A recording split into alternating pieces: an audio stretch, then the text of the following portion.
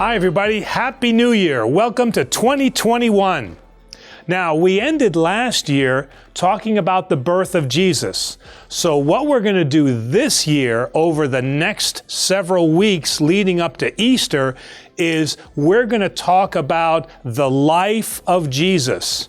We're going to take you on a great adventure. We're going to talk about his miracles. We're going to talk about where he traveled, what he did with his disciples, and then certainly we're going to talk about what happened to him during Easter.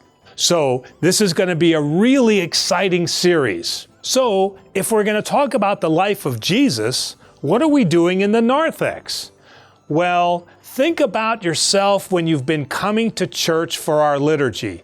And there you are sitting through the liturgy. It's like the priest is never going to finish, and then his sermon is so long, and all you're thinking about is, I want to come up and I want to get my endido, I want to get my bread. How long is this going to go on for? And then all of a sudden, when you think it's all done, what happens? The priest now takes his book and he goes all the way to the back of the church, and you're thinking, oh no, not something else. And now he's picking up a baby, and now he's carrying the baby through the church, and you're thinking, what is this? Why is the priest doing this? Is the priest doing this so that he can show off this baby to everybody in the church and they can all clap? Well, no, it's more than that. What he's doing is a very old practice of the church that goes all the way back to Jesus' time. So before we get to that, what is it that the priest is actually doing with this baby? Well, what he does is he brings the mother and the father to this place here, and he hands them a baby. He hands them their baby.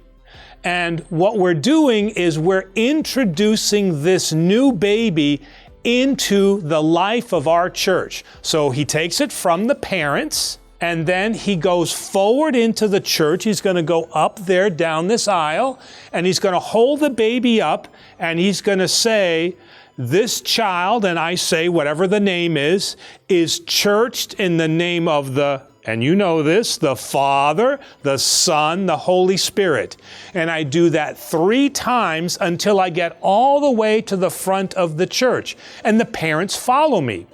And then we stand in front of the iconostasi. That's the place where the altar is, right in front. And then I say a prayer there. And then I give the child back to the parents. So now that we know what the 40-day blessing is, what does this have to do with Jesus? Well, if you take a look at this icon, what do you see?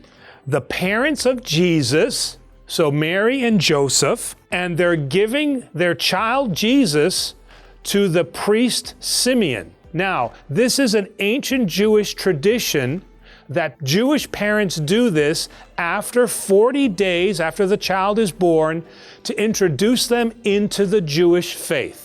But this is not our Greek Orthodox introduction to the church. This, for us, is just a first step into coming into the Orthodox faith. But what we do, that's something I'm going to talk about over the next couple of weeks.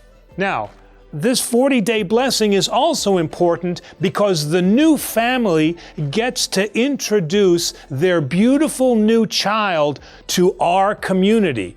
So yes, it is important that we perform the 40-day blessing, but also this gives everybody in the church a chance to see this new child, which the parents are very proud of. Also, what it does is it gives the parents the chance to say thank you to God for giving to them this beautiful blessing of a beautiful child. So just like Jesus had his 40-day blessing, so you also then had your 40-day blessing. So you're doing the things that Jesus did. Now, what other things did Jesus do? We've got some great stories that we're going to be telling you. And next week, I'm going to tell you about a really great adventure Jesus had when he was only 12 years old. So stay tuned for that.